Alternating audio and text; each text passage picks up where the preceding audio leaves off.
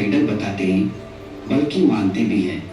उन्होंने न सिर्फ अंग्रेजों का डटकर सामना किया, अपितु लगान वापसी जैसी बातों को मानने के लिए उन्हें मजबूर भी किया।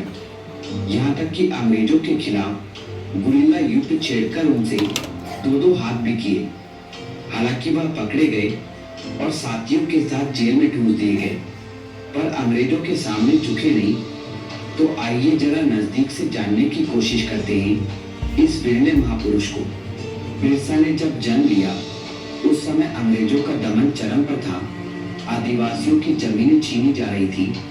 आदिवासियों की कृषि प्रणाली में इतने बदलाव किए जा चुके थे कि वह भूखे मरने की कगार पर खड़े होते जा रहे थे। इसके साथ ही जबरन धर्म परिवर्तन का दौर चल रहा था। बिरसा जैसे जैसे बड़े हुए उन्होंने यह सब देखा और महसूस भी किया। उनके अंदर विरोध का भाव पनप चुका था। क्रोध की ज्वाला उनकी नन्ही आंखों में देखी जा सकती थी, लेकिन उम्र में वह छोटे थे, इसलिए वह ज्यादा कुछ नहीं कर सकते थे। उन्होंने अपने गुस्से को पाला और सही समय का इंतजार किया। माना जाता है कि उन्हें भी एक क्रिश्चियन स्कूल में पढ़ाई करने के लिए ईसाई धर्म को अपनाना पड़ा था।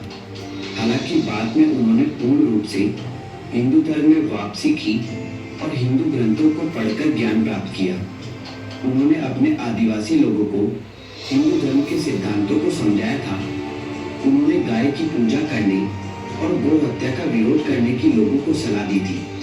साथ ही उन्होंने अंग्रेजों की दमन नीति का विरोध करने के लिए अपने लोगों को जागरूक किया।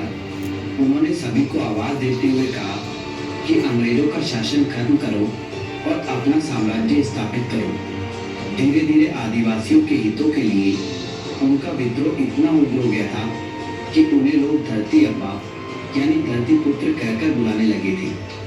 आज भी आदिवासी जनता बिरसा मुंडा को भगवान बिरसा मुंडा के नाम से पूजती है।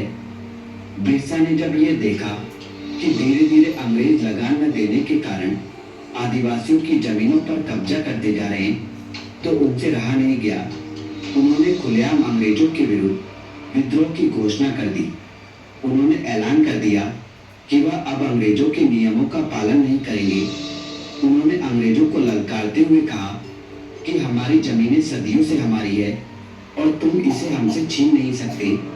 बेहतर होगा कि तुम अपने वतन वापस लौट जाओ, वरना हम तुम्हारी लाशों के ढेर लगा देंगे। लेकिन शासन ने इसको अनसुना करते हुए बिरसा और उसके साथियों की गिरफ्तारी की तैयारियां शुरू कर दी। 9 अगस्त 1895 को पहली बार बिरसा मुंडा को गिरफ्तार कर लिया गया, लेकिन उनके साथी उन्हें छुड़ाने में कामयाब